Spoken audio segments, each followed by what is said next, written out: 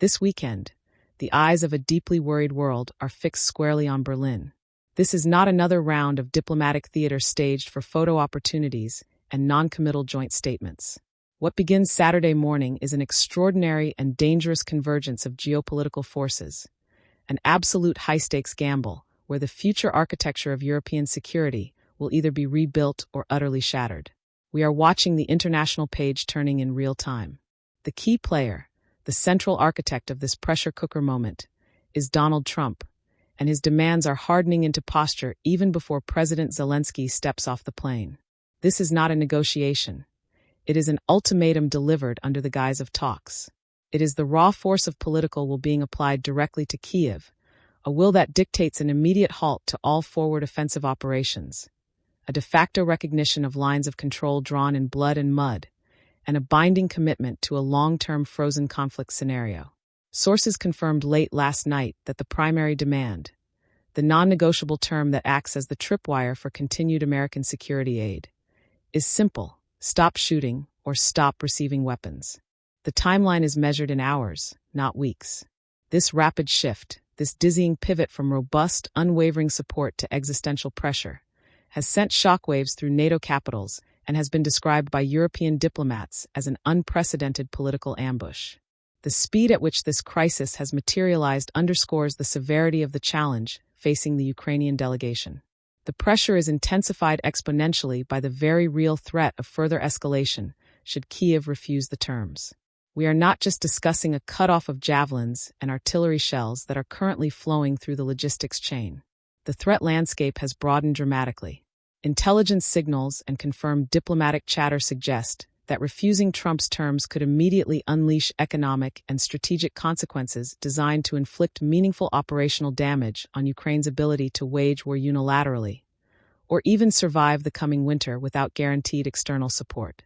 Furthermore, the signal emanating from Washington, a direct and unusually blunt threat if Zelensky walks away from the table, suggests that certain American policymakers are prepared to unilaterally freeze select sanctions mechanisms currently aimed at Moscow if Kyiv proves intractable and refuses the framework of a ceasefire. This is leverage of the highest, cruelest order, pitting Ukraine's economic lifeline against its territorial integrity. For President Zelenskiy, this weekend is the final test of his wartime leadership. He travels to Germany knowing full well that the terms laid out violate every established red line his administration has maintained since the beginning of the full-scale invasion, namely, the refusal to cede any territory occupied by Russia. Yet, he must play a strategically losing hand, as if it were a winning one. Kyiv has been sending desperate signals throughout the week, frantic back-channel communications aimed at shoring up support among key European allies, that they will not be intimidated by the political maneuvering orchestrated in Washington. They insist their moral authority remains their strongest weapon. But the grim reality is stark. European military supply lines cannot replace the American pipeline overnight, if ever, and the economic fallout of full U.S. abandonment is unthinkable. The fate of millions rests entirely on whether Zelensky can offer a resolute response that somehow saves his nation's sovereignty, while simultaneously preventing a complete and immediate strategic abandonment by the West. His balancing act is navigating the razor's edge between appeasement and total strategic isolation. The stakes could not be higher. We are now standing at the very edge of a political abyss. If the Berlin ultimatum holds, the ramifications stretch far beyond the borders of Ukraine, fundamentally redefining the parameters of power politics for the next generation.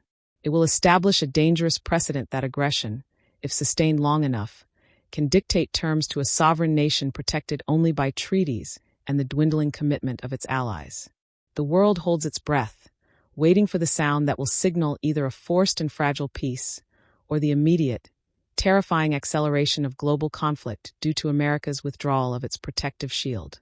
This is Zelenskyy's weekend of reckoning. Zelenskyy's reckoning is happening under the shadow of a truly extraordinary and dangerous shift in geopolitical dynamics. This is not traditional negotiation. This is a confrontation with the raw force of political will exerted thousands of miles away, transforming diplomacy into a coerced survival drill. We are witnessing a page turning in real time, driven by the immediate, devastating leverage held by former President Trump and the increasingly unified isolationist faction within the Republican Party. The terms being floated ahead of Berlin are simple, brutal, and non-negotiable. Ceasefire now, accept the existing lines of conflict as a de facto border, or the United States pulls the funding, pulls the intelligence, and pulls the weapons streams entirely, effective immediately. This isn't a negotiating tactic. The language coming from Mar-a-Lago and echoed by powerful figures on Capitol Hill has been hardening into posture that Europe simply cannot afford to ignore. Europe knows it cannot instantaneously replace the American arsenal. The infrastructure for such a sudden pivot doesn't exist. The stockpiles are inadequate, and the political consensus is fragile.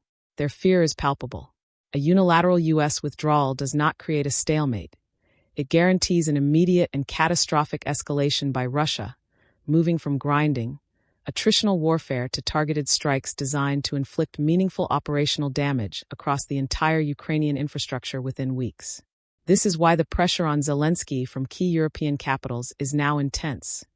A desperate plea to accept the current terms of political humiliation rather than risk global collapse. This desperation is fueled by the realization that Washington is willing to sacrifice years of geopolitical stability for short-term domestic political gain. Key intelligence sources confirm that the American pressure campaign delivered to Kyiv this week included a direct and unusually blunt threat: failure to appear in Berlin and negotiate in good faith, meaning accepting the premise of permanent territorial loss, will result in the designation of all remaining U.S. aid shipments as low priority, followed by a total halt. This is an economic guillotine aimed squarely at Kyiv's operational capacity, forcing capitulation not through military defeat, but through financial starvation. The entire conversation around this weekend's talks is centered on a broken red line. The red line was crossed the moment a major NATO power signaled that vital defense assets could be weaponized and used against its own partner as a tool of diplomatic coercion. This action sends signals globally. American security guarantees are conditional, transactional, and disposable the moment a domestic political calculation shifts. Every adversary of the United States is watching to see if the world's most powerful alliance can be undermined by internal political feuding. The European leadership, caught flat-footed, is attempting to cobble together a stopgap measure, but the numbers do not lie. Replacing the massive logistical footprint of the U.S. military is a multi-year project requiring hundreds of billions in capital investment that member states have been hesitant to authorize even under the current clear threat of Russian expansion. We are talking about ammunition production lines that cannot spool up fast enough, critical precision components that only American industry currently supplies, and most crucially, integrated air defense systems that NATO cannot afford to divert from its own borders without exposing its own strategic flanks. This puts enormous pressure on France and Germany. They are being tested. Do they cave to the American ultimatum, prioritizing NATO's shaky political unity over Kyiv's survival? Or do they finally stand up, declaring loudly that they will not be intimidated by internal American politics, and pledge a unified, resolute response to shore up Ukraine regardless of Washington's choice? The answer so far has been hesitant, fragmented, and tragically weak. The political cost for Zelensky is immediate and career-ending should he sign the terms being floated. He would be signing away sovereignty under duress, a bitter pill that will define his legacy. Yet, resisting means immediate battlefield collapse, a scenario far worse than a temporary, frozen conflict. The calculation is gruesome: guaranteed death now or slow suffocation later. The pressure being applied by Washington is designed to eliminate the middle ground, forcing a binary choice that ensures Russian success regardless of the outcome. This coercive diplomacy, dictated by the specter of a future administration, is unprecedented in the annals of modern statecraft. The fate of post-Cold War Europe is being decided this weekend, not on the battlefield, but in a negotiation room where one party is forced to sit across from its adversary while its primary protector holds a gun to its back. The silence from allied capitals is perhaps the loudest warning of all. They are preparing for the inevitable, hoping only to mitigate the fallout when Kyiv finally cracks. This is the new reality. We move now from the political theater to the brutal, cartographical reality of what will be demanded in Berlin. The terms presented to President Zelenskiy are being described by sources close to the negotiations as an extraordinary and dangerous ultimatum. This is not negotiation. This is the application of the raw force of political will designed to achieve instant, comprehensive victory without firing another shot. The central pillar of the Trump doctrine, now hardening into posture at the negotiating table, is the complete demilitarization of a vast swath of Ukrainian territory. This is where the sacrifice moves from rhetoric to geography. The proposed primary demilitarization zone, the DMZ, is staggering. It extends 100 kilometers from the currently established line of contact in the south and east. This isn't merely a buffer. This is the immediate seeding of major infrastructural hubs, industrial centers, and massive agricultural tracts, all under the permanent shadow of Russian long-range artillery. This ensures economic stability remains perpetually broken in the parts of the country that survive. More critically, the terms insist on total demilitarization around the capital itself, creating a second, smaller, but equally devastating exclusion zone stretching 50 kilometers from the outskirts of Kyiv. This ensures that even the seat of government remains perpetually vulnerable, always under the direct gaze of Moscow. Any deployment of significant Ukrainian defense assets within that 50-kilometer ring would constitute a violation of the treaty, justifying further escalation. Regarding the border demands, sources confirm that the primary territorial requirement is non-negotiable recognition of the status quo established in 2024, locking in all territorial gains achieved through the war. But the escalation goes further. Washington is reportedly signaling that a clean break requires Ukraine to formally relinquish its claims to Crimea and the entire Azov coast. This ensures no future legal mechanism for reclaiming maritime sovereignty and permanently turns the Black Sea into a Russian lake. This is the map of dismemberment. Kyiv's stated position, its long-standing red line, has always been absolute territorial integrity within 1991 borders. That is now defunct, rendered meaningless by the current geopolitical climate. The page turning in real time shows Kyiv struggling desperately to maintain even a single credible counter-demand.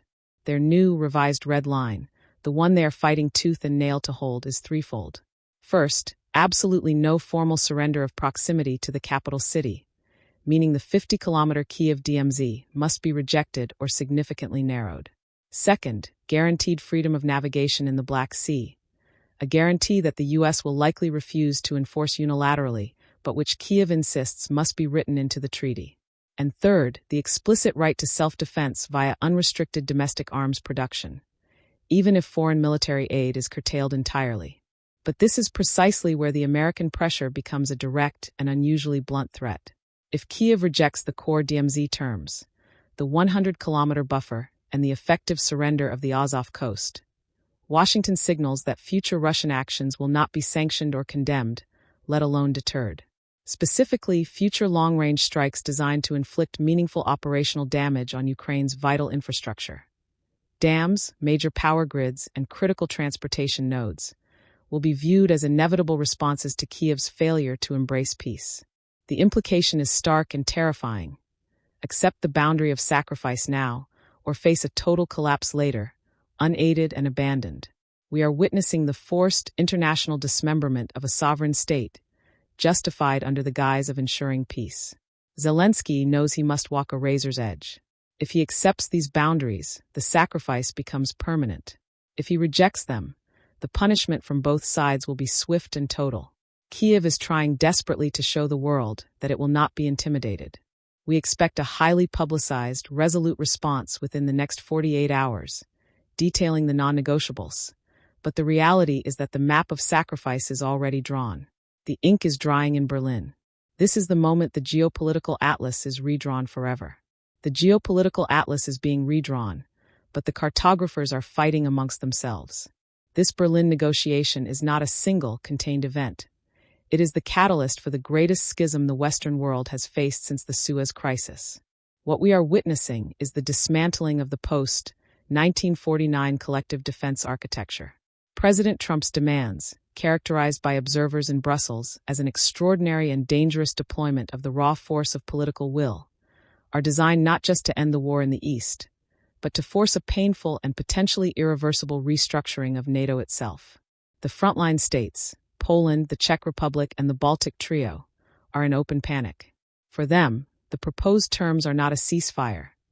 They are a death warrant written in the language of American isolationism.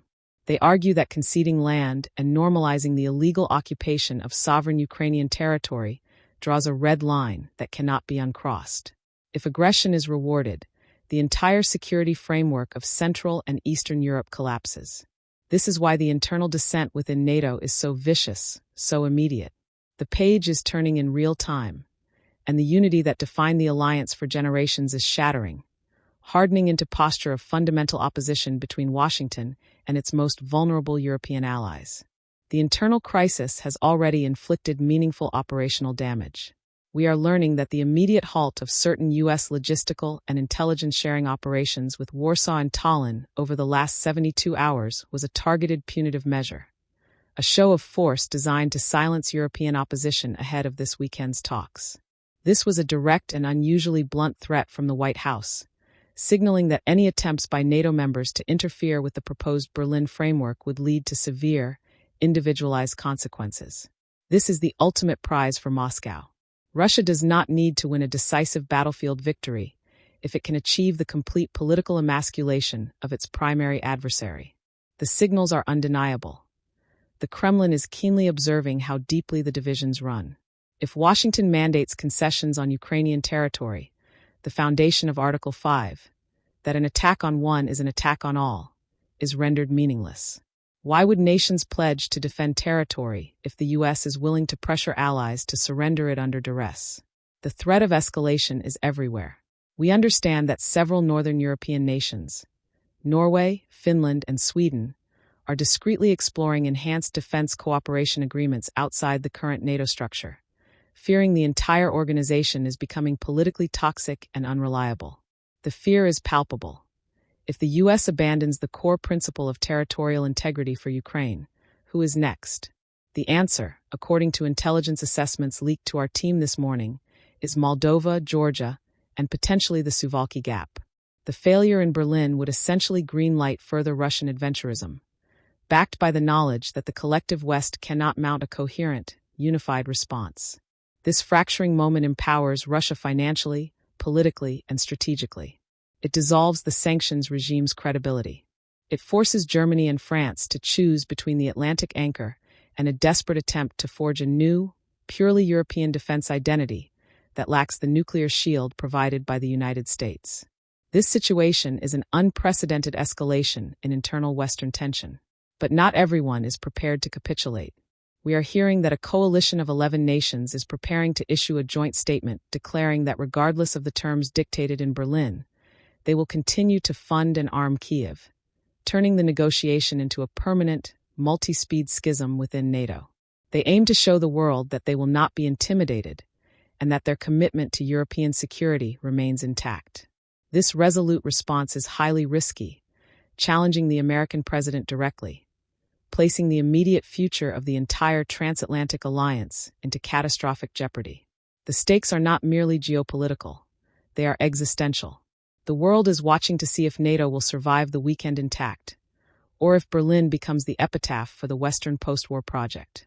Western post-war project. This terminal crisis abroad immediately shifts our focus inward, specifically to the political survival of the man currently steering the ship into this extraordinary and dangerous maelstrom. President Zelenskiy. He arrives in Berlin facing not just the raw force of Trump's political will, but a full-scale solvency test against his own political capital at home. The page is turning in real time on his presidency, and the chapters emerging are fraught with peril. The narrative in Kyiv is hardening into a posture of preemptive distrust. Whispers, long contained by the exigencies of wartime unity, have now broken cover, morphing into loud accusations of potential betrayal. This isn't just standard political dissent. This is the core of the political establishment preparing to cannibalize its leader should he concede even 1 millimeter of sovereign territory under duress. Zelensky must navigate an impossible trident of threats. The first prong is the explicit and direct threat from the Washington delegation. The Trump terms, which demand immediate, hard territorial concessions and the permanent neutralization of Ukraine's security architecture. The second prong is the accelerating domestic crisis, where powerful military and political factions, including highly decorated combat leaders and figures within the defense industry, are preparing to draw a constitutional red line against any peace deal deemed treasonous. They signal they will not be intimidated by U.S. financial pressure. The third, ever-present prong is the renewed Russian escalation already visible on the Eastern Front, designed specifically to inflict maximum meaningful operational damage in the hours immediately preceding the talks, thus weakening Zelenskyy's hand before he even sits down. The allegation of betrayal centers on the perceived motive behind any agreement Zelenskyy might sign. His opponents argue that accepting Trump's hard terms is not a desperate strategic retreat, but an act of political self-preservation, designed to save his regime from financial collapse at the expense of national integrity. If the price of continued Western aid is ceding sovereign territory, and intelligence reports suggest this is precisely the demand, then his opposition views this potential act as unforgivable. We are seeing a direct and unusually blunt threat levied against the president from elements within his own government apparatus. The implicit warning is clear. If Zelenskyy returns from Berlin having signed the death warrant of Ukrainian sovereignty, his position will become untenable. His ability to maintain civil control, much less command the military apparatus, will vanish overnight. The immediate consequence could be a constitutional crisis that paralyzes the nation, perhaps even provoking an internal confrontation between presidential and military authority, a catastrophe far exceeding the ongoing war damage. This is the ultimate test of his resolute response capacity. Zelenskyy is being forced to choose between the immediate collapse of the state budget, which Trump promises will happen within weeks if he walks away from the table, or the internal collapse of his government through popular and military defiance if he signs on the dotted line. He must somehow project the appearance of strength and draw a recognizable red line, one that satisfies the demands of his domestic hardliners, while simultaneously appeasing the American delegation just enough to keep the aid spigot barely trickling. If he fails to articulate a position of absolute refusal regarding territorial cession, the backlash will be immediate and devastating. The signals we are monitoring from Kyiv suggest that the moment any agreement appears to sacrifice land for a temporary, demilitarized peace, the political structure surrounding Zelenskyy will dissolve, leaving him exposed. The cost of geopolitical expediency in Berlin will be paid in political currency in Kyiv. His leadership is hanging by a thread, woven between the impossible demands of his allies and the absolute defiance of his own people. This weekend defines Zelenskyy's legacy. Savior or salesman. The time for ambiguity is over. He must demonstrate he will not be intimidated. His very survival depends on it. The world holds its breath, watching for the first crack in the facade of the wartime president. The clock is not just ticking, it is counting down the final seconds to a decision point that will reshape the continent. The next 72 hours are an extraordinary and dangerous crucible, defining whether diplomacy can avert a total collapse of Western strategy. We are not merely observing a negotiation. We are watching the page turning in real time. The terms presented to Zelenskyy are not subject to standard diplomatic haggling. They are ultimatums backed by the raw force of political will originating not in Moscow, but in Washington. The core demand is simple and brutal. Immediate, unconditional ceasefire talks with Russia based on current military lines, or the complete cessation of U.S. financial and material support, effective midnight Sunday. This is not a request for negotiation. It is a direct and unusually blunt threat designed to dismantle Ukraine's ability to wage war within weeks. If Zelenskyy accepts, he faces domestic revolt and the irreversible loss of sovereign territory. If he refuses, he faces immediate strategic defeat on the battlefield as his arsenals run dry. The American delegation has made it clear that this pivot is an established, non-negotiable policy that transcends individual personalities. The era of open-ended support is over. What happens if the talks fail? Failure does not lead to a prolonged stalemate. Failure guarantees immediate escalation. Moscow is watching Berlin with predatory intensity. A collapsed peace process grants Putin the political justification he needs for a new, overwhelming offensive. The failure of Western diplomacy will be interpreted in the Kremlin as a green light, a tacit acceptance that massive military action will not be met with sustained opposition. We anticipate Russia is poised to unleash a campaign designed to inflict meaningful operational damage across the deepest regions of Ukraine, targeting infrastructure and command centers that were previously shielded by the mere possibility of negotiation. Zelensky must counter this existential threat now. He must present a clear red line in Berlin, making the cost of Russian aggression during or immediately following the talks prohibitively high. He must send unmistakable signals that his military commanders possess both the mandate and the means for a resolute response should the ceasefire process be used merely as a cover for tactical repositioning. This is where the geopolitical threshold is crossed. The pressure isn't only on Kyiv. European capitals are hardening into posture, recognizing that they must immediately fill the void left by America's retreat. They are mobilizing budgets and ramping up production, preparing for a reality where the defense of their eastern flank rests solely on their own resources. The potential dissolution of NATO coherence, not via formal collapse, but through functional paralysis, is the terrifying backdrop to these discussions. The stakes involve nothing less than the New World Order. A negotiated peace under duress sets a precedent globally. That brute territorial aggression, if conducted quickly enough, can be ratified by Western fatigue. This precedent signals weakness to Beijing regarding Taiwan, and it signals opportunity to Tehran and Pyongyang. The cost of avoiding escalation this weekend might be endless conflict tomorrow.